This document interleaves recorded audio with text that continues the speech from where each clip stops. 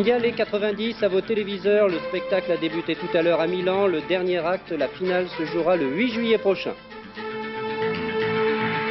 Maisons closes, elles sont fermées, certains souhaitent les réouvrir. Polémique sur fond de sida, l'invité de notre journal, le professeur Willy Rosenbaum. À Carpentras, les enquêteurs se posent des questions et manquent de réponses.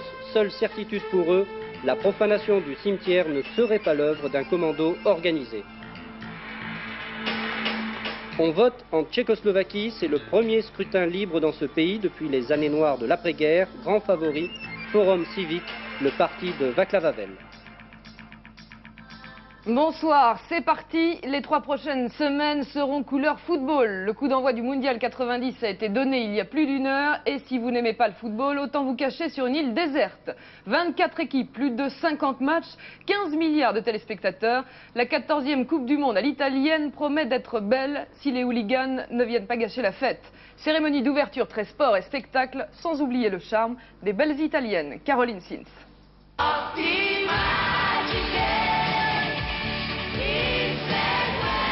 L'hymne officiel du Mondial 90 repris en chœur par les 78 000 spectateurs du stade Giuseppe Meazza de Milan. La fête à l'italienne, c'est d'abord les couleurs. Celle de la mode, représentée par les plus grands couturiers. Valentino, Milachone, Missoni, Gianfranco Ferré. Vert, jaune, rouge et noir symbolisent les 4 continents. Mais l'Italie, c'est aussi la musique, avec un opéra de Verdi joué par un des plus fameux orchestres, celui de la Scala de Milan. Rien de tel pour adoucir les mœurs, dit-on, même ceux des supporters. À la tribune d'honneur, 4 présidents, ceux du Cameroun, de l'Argentine, du Brésil et de l'Italie. Et pour que le foot reste une fête, 3000 membres des forces de l'ordre surveillent le stade. Le Mondial 90 peut désormais nous enchanter. Premier match de ce mondial, Argentine-Cameroun. L'équipe d'Argentine tenante du titre était donnée gagnante, mais c'est le Cameroun qui vient tout juste d'ouvrir la marque. Jean-Philippe Guillen. 18 h, première poignée de main entre 2 capitaines, l'Argentin Maradona et le Camerounais Tatav, sous l'œil de Michel Vautreau, l'un des 2 arbitres français du mondial. Et dans les tribunes, la colonie camerounaise se fait remarquer. Première action dangereuse pour les champions du monde en titre, mais la défense camerounaise, très fébrile en début de rencontre, s'interpose. Les Camerounais vont bénéficier de l'occasion la plus nette. Tout le stade pense que Makanaki va marquer, mais Senzini dégage en corner. Michel Vautreau a déjà distribué 4 cartons jaunes et 1 rouge dans cette rencontre. Des 2 côtés, les crampons volent parfois un peu haut. Dans les buts, Nkono prouve qu'il vaut largement Joseph-Antoine Bell, écarté pour avoir critiqué l'entraîneur des Lions indomptables. 0-0 à la mi-temps, mais en seconde période, alors qu'il joue à 10 contre 11, les Camerounais viennent tout juste d'inscrire le premier but de ce mondial par Omam Biyik. Énorme surprise, 1-0 pour le Cameroun, il reste moins de 10 minutes à jouer. On va revoir ce superbe but, une tête magnifique d'Omam Biyik.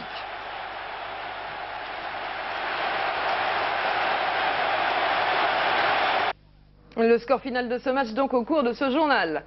L'actualité en France, c'est aussi l'enquête sur la profanation de Carpentras. Une nouvelle revendication du groupe Mohamed El Boukima a été publiée aujourd'hui par nos confrères de Vaucluse Matin. Une revendication toujours peu crédible, du moins dans la signature. Le texte de la lettre, postée avant les déclarations du procureur général, semble pourtant confirmer qu'il n'y a pas eu empalement du corps de Félix Germont. Enquête sur place, Marie-Odile Pagnès et Edmé Poupard. Cela fait 1 mois que le cimetière de Carpentras a été profané, 1 mois et toujours aucun indice sur les auteurs. L'enquête, silence total à la PJ d'Avignon, chargée de l'affaire. Ici à Carpentras, les policiers refusent de parler mais se laissent aller à quelques confidences. La piste de l'extrême droite, ils n'y croient plus et sous-entendent qu'à force de s'entêter, on néglige peut-être d'autres pistes. Celle du mystérieux groupe Mohamed El Boukima, elle est jugée peu crédible, même si fait troublant. Dans sa dernière revendication, envoyée 3 jours avant les déclarations du procureur de Nîmes, le groupe affirme que le corps de M. Germont n'a pas été empalé. Mais une précédente lettre du groupe faisait allusion pour le crime à la nuit du 9 au 10 mai. Or, les enquêteurs semblent désormais certains que les profanateurs ont agi la nuit précédente. La piste d'une secte satanique, les policiers d'ici n'ont jamais entendu parler de tel groupe. Mais la PJ d'Avignon aurait mis la main sur des photos vieilles de 3 ans montrant des jeunes habillés de noir, dansant sur les tombes juives. Reste aussi la piste de la petite délinquance locale, celle qui, il y a 2 ans, avait profané le cimetière catholique de Carpentras. Mais il est bien tard pour retrouver des indices. L'enquête devait aller vite, elle n'avance pas. 60 super enquêteurs devaient venir en renfort. Les policiers ici les attendent encore. Il faut pourtant maintenant que les recherches aboutissent. J'aimerais bien, une fois pour toutes, qu'on puisse découvrir la vérité. Je crois que ça serait un soulagement pour tout le monde. Parce que de rien savoir et de laisser latent, si vous voulez, comme quelque chose qui est au-dessus de nos têtes, je crois que c'est très mauvais, ça donne une très mauvaise impression et Carpentras le vit très mal. Ici, chacun attend la vérité pour que l'affaire cesse d'empoisonner le climat politique, pour que les climats politiques cessent aussi d'empoisonner l'affaire. Et puis on vient de l'apprendre, les auteurs de la profanation du cimetière d'Écault près de Boulogne-sur-Mer ont été arrêtés cet après-midi. Il s'agit de 3 adolescents. Faut-il réouvrir les maisons closes pour enrayer l'épidémie de sida? La polémique a été relancée hier soir par la proposition de Michel Barzac. L'ancien ministre de la Santé a fait voler en éclats tous les tabous. Mais le monde politique et médical est loin d'être unanime sur la question. De Jacques Chirac à l'ancienne prostituée Oula, tout le monde crie au scandale. Clément Veil-Rénal. Le bois de Boulogne est devenu un véritable boulevard du sida, affirme Michel Barzac, qui conclut « Il faut réouvrir les maisons closes ». Selon l'ancien ministre de la Santé, les prostituées et les travestis du bois de Boulogne ou d'ailleurs sont dans leur grande majorité toxicomanes et séropositifs. La prostitution sauvage est l'un des points de départ de la contamination des hétérosexuels, affirme Michel Barzac. Des déclarations qui sont loin, très loin de faire l'unanimité, mais qui relancent le vieux débat sur la réouverture des maisons de tolérance, les bordels. Il y en avait 177, très exactement, rien qu'à Paris lors de la fermeture en 1946. On se rappelle du Sphinx près de Montparnasse ou du fameux Ouane-Toutou rue de Provence. Des lieux qui ont souvent suscité la nostalgie des uns ou excité l'imagination des autres. Quand on dit bordel pour signifier le désordre, non, c'était l'ordre. C'était un ordre très dur pour les filles, et alors ce qui justifiera d'une certaine façon les abolitionnistes, c'est que les filles étaient là réduites à un état de quasi-esclavage. Au-delà de la dimension éthique ou médicale de la question, une éventuelle réouverture poserait un problème fondamental d'ordre juridique. La France a en effet ratifié la Convention de Genève de 1949 qui s'oppose précisément à toute légalisation des maisons de prostitution. Invité du 19-20, le professeur Rosenbaum, vous êtes spécialisé dans les soins, dans les traitements du sida et des séropositifs à l'hôpital Rothschild. La réouverture des maisons closes, est-ce que c'est vraiment une bonne solution pour enrayer l'épidémie de sida? Écoutez, je ne suis pas spécialiste des maisons closes, je n'en ai pas connu. Du sida, oui. Et du sida, oui. Alors, je crois que la proposition de Mme Barzac vient du fait qu'elle souhaite, comme chacun d'entre nous, que toutes les populations exposées, et les prostituées en sont, soient soumises à une surveillance sanitaire. Et dans ce sens, je ne peux que conforter sa position et être d'accord avec elle. Est-ce que les maisons closes sont la solution? Très franchement, je ne pourrais pas répondre. Tout dépend de l'organisation qu'on entend autour de ce concept. Est-ce que c'est pas un petit peu un faux débat? Est-ce que c'est pas plutôt la politique d'information sur le sida en France qui est à revoir? Est-ce qu'on n'est pas un peu frileux? Je suis tout à fait d'accord. D'ailleurs, dans les propositions de Madame Barzac, il y a en même temps toute une politique de développement d'information que je crois elle met en œuvre aujourd'hui à Paris, avec des moyens qui me semblent relativement adaptés, des affichages, d'une information ciblée. Et donc ça, c'est ça qu'il faut finalement retenir. L'affichage la semaine dernière interdit par Michel Rocard dans les rues de Paris pour des préservatifs, vous en pensez quoi? Écoutez, pour employer un terme modéré, je dirais que c'est affligeant. Vous avez parlé tout à l'heure de scandale. Certains aspects de la prévention peuvent paraître scandaleux. Pour moi, le seul vrai scandale, c'est à chaque fois que je trouve une personne qui vient de s'infecter, jeune ou moins jeune, dans des conditions où finalement il aurait pu se protéger. Il ne faut pas oublier que c'est une maladie évitable, relativement simplement. Et donc, pour quelques instants, je dirais, de plaisir, faut-il gâcher une vie? Moi, ce que je vois, c'est des personnes qui subissent cette infection de manière épouvantable. Il faut que chacun sache que d'être, même lorsqu'on n'est pas malade, infecté par ce virus, c'est compromettre une grande partie de sa vie. C'est ça le scandale. Professeur Rosenbaum, je vous remercie. À l'étranger, Yitzhak Shamir a attendu le dernier moment. Après un mois de négociations, le Premier ministre israélien a signé aujourd'hui un accord de coalition. Il pourrait donc former un gouvernement lundi prochain s'il obtient la majorité à la Knesset. Un gouvernement qui, d'après les alliances signées par Yitzhak Shamir, serait le plus à droite qu'Israël ait jamais connu. Joël Hazard. C'est une coalition très conservatrice qui devrait diriger Israël dès la semaine prochaine. Car pour obtenir une courte majorité à la Knesset, 62 sièges sur 120, Yitzhak Shamir s'est allié à l'extrême droite et au parti religieux ultra-orthodoxe qui prône le Grand Israël. Ariel Sharon, chef de file de la tendance dure du Likoud, la droite israélienne, devrait désormais gérer les affaires du logement et de l'immigration. Le principal effort du gouvernement portera sur l'intégration de l'immigration de masse, a déclaré Yitzhak Shamir face à ses partenaires. Renforcer la sécurité d'Israël et développer les colonies de peuplement en Cisjordanie et Gaza, un deuxième objectif que se sont fixés les signataires des accords de coalition. Reste à connaître le verdict de la Knesset qui devra voter la confiance au gouvernement de coalition. Les nouveaux alliés ne peuvent compter que sur 2 sièges de plus que l'opposition. C'est peu, surtout lorsque l'heure est grave et que l'intifada se durcit. C'est entre le renforcement de la présence israélienne dans les territoires occupés et l'avenir d'un dialogue avec les Palestiniens que les députés israéliens auront donc à se prononcer. En URSS, le calme est revenu dans la capitale de la République de Kirghizie. En revanche, la situation est toujours très tendue à la frontière avec l'Ouzbékistan. Le dernier bilan des affrontements interethniques fait état de 78 morts et plus de 300 blessés. Malgré l'état d'urgence, les Kirghizes se sont réunis aujourd'hui pour une cérémonie de deuil. Philippe Pister. Près de 5000 personnes, pour la plupart des étudiants, rassemblées depuis ce matin sur la place principale de Frunze. Manifestation autorisée, meeting de deuil à la mémoire des victimes des 5 derniers jours d'affrontements interethniques. Dernier bilan officiel, 78 morts, plus de 300 blessés. Aujourd'hui, le calme semble être revenu à Frunze. En revanche, malgré l'instauration hier soir de l'état d'urgence et du couvre-feu sur une bonne partie du territoire de cette petite république soviétique d'Asie centrale, malgré l'envoi par Moscou de 3000 hommes des forces de l'ordre en renfort, la situation reste tendue à Osh et sa région où les affrontements se sont poursuivis hier. Osh, une ville proche de la frontière avec l'Ouzbékistan, c'est de là que s'est répandue la flambée de violence. À l'origine, une altercation entre Kirghizes et Ouzbeks à propos d'attribution de terrain à bâtir.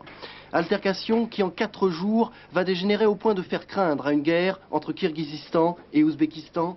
La frontière entre les deux républiques a d'ailleurs été fermée hier. Le Kirghizistan, 4 millions d'habitants, dont 12% d'Ouzbeks et 26% de Russes, un nouveau front de violence interethnique en Asie centrale pour Mikhaïl Gorbatchev.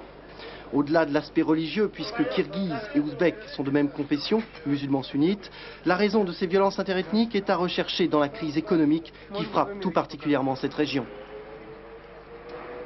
En Tchécoslovaquie, les bureaux de vote ont ouvert ce midi pour les premières élections libres et démocratiques depuis 1946. Après plus de 40 ans de régime communiste, on s'attend bien sûr à une participation massive. Le scrutin de ces élections législatives et locales durera 48 heures. D'après les derniers sondages, le Forum civique arriverait en tête avec plus de 40% des intentions de vote. Reportage de nos envoyés spéciaux à Prague, Pascal Verdeau et Christian de Carnet. Il est 14 h à Prague, les bureaux de vote viennent d'ouvrir leurs portes. Cela fait 44 ans que les Tchèques attendaient ce moment-là. En 1946, le Parti communiste avait réalisé près de 40% des voix. Ce week-end, il devrait être laminé. Et ces 40% de voix iront au Forum civique, le mouvement qui soutient le président Václav Havel. Forum civique qui a fait la révolution de velours. Forum civique qui préconise le rejet du totalitarisme et l'ancrage de la Tchécoslovaquie dans le camp occidental. Pas d'émotion particulière en apparence dans ce quartier populaire de Žižkov, une foule bonhomme, pressée pour les plus jeunes de partir en week-end. Pas effrayé en tout cas cet électeur par la complexité des opérations, scrutin de liste à la proportionnelle pour l'élection des 2 chambres de l'Assemblée fédérale, mais aussi des députés au Conseil national tchèque ou slovaque. Seules les listes, il y en a 23 en présence, qui ont obtenu 5% des voix dans une circonscription, seront représentées au Parlement. C'était facile de voter, j'avais fait mon choix auparavant. À vrai dire, je ne sais pas comment m'y prendre, car je n'ai pas voté depuis 24 ans. J'étais en prison sous les communistes, mais aujourd'hui, je crois qu'il faut voter pour Forum Civique. Notre président travaille pour nous, pour le bien des gens pauvres. Voter, ça n'est pas un geste banal. D'ailleurs, je ne trouve plus mes mots. Vous attendez quoi? La liberté.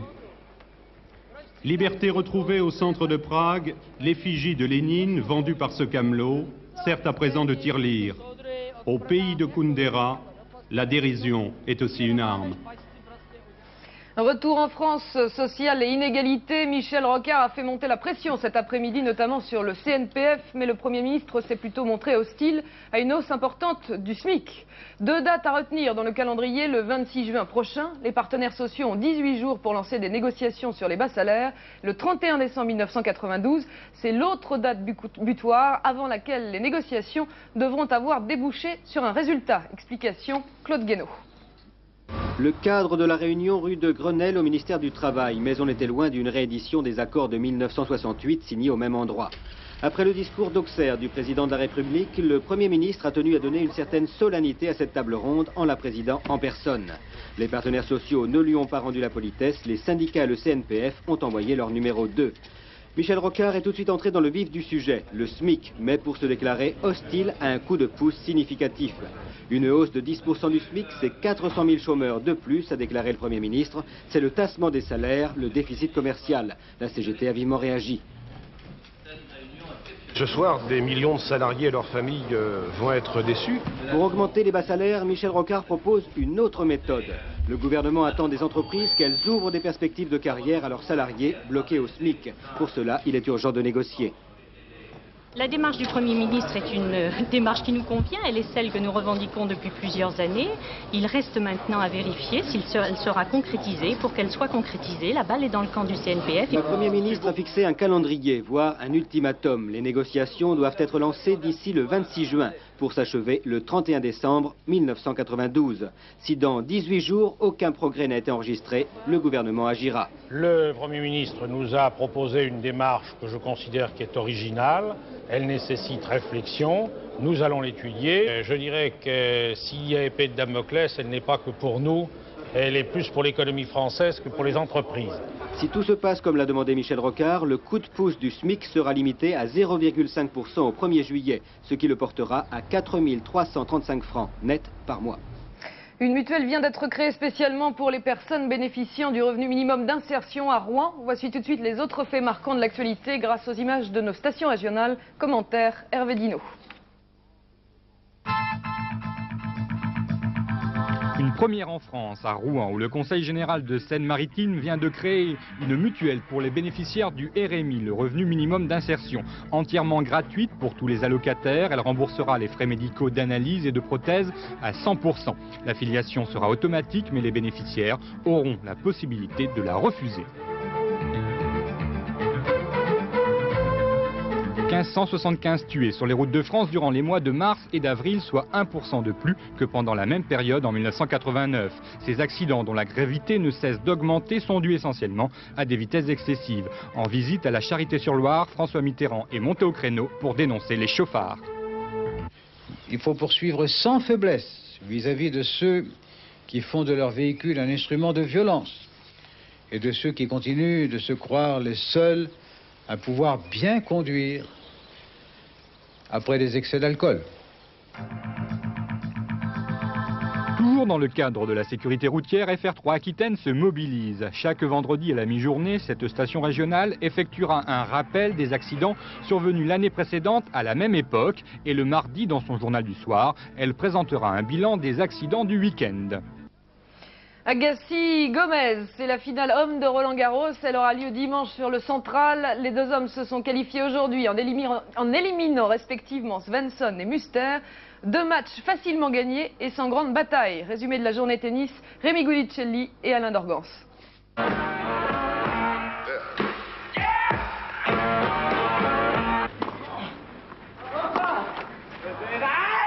Le cri de désespoir de Thomas Muster après 1h30 de jeu face au coup de griffe insaisissable d'Andrés Gomes. Un premier set enlevé 7-5 par de fabuleux coups droits très profonds qui laissent en permanence l'Autrichien à plusieurs mètres de la balle. Gomes au sommet de son art qui brise dans les 2 premiers sets le moral du bûcheron d'en face par de superbes amortis. Gomes, le gros matou qui à 30 ans se réveille pour placer de splendides attaques décroisées. 6-1 dans le deuxième set, Muster ne sortira de sa torpeur que pendant 3 petits jeux dans la 3e manche. Mais Gomes a définitivement posé son empreinte sur le match et les derniers points décisifs sont pour lui.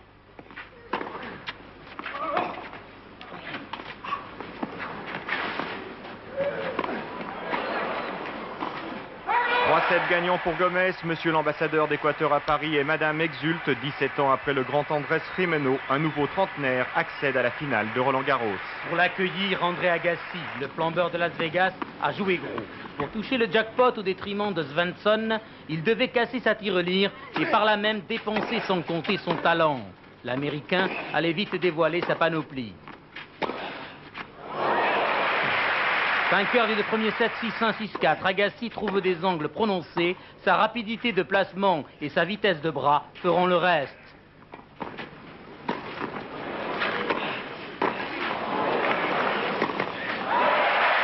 Pour Svensson, Agassi, c'est le grand pari de sa carrière. Il prend d'assaut le filet, se rappelant qu'il est un grand attaquant. Sa victoire dans la 3e manche 6-3 sera un feu de paille. Agassi fera la différence dans la 4e pour s'imposer finalement 6-3.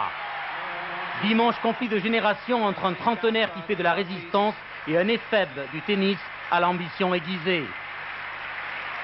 La Coupe du Monde de football, le premier match vient de se terminer sur une victoire surprise du Cameroun face à l'Argentine 1-0. Un but marqué par le numéro 7 de l'équipe du Cameroun, Oman Bik. Vous venez de le voir, une superbe tête. Voilà, fin de cette édition. Les programmes ce soir sur la 3 à 20h35, Thalassa, avec un superbe document sur l'île de Pâques. Ensuite, à 21h35, le 6e épisode de votre feuilleton, Les Tisserands du pouvoir. Dernier rendez-vous avec l'info, soir 3 à 22h30, présenté par Marc Ottement. Bonsoir, à lundi.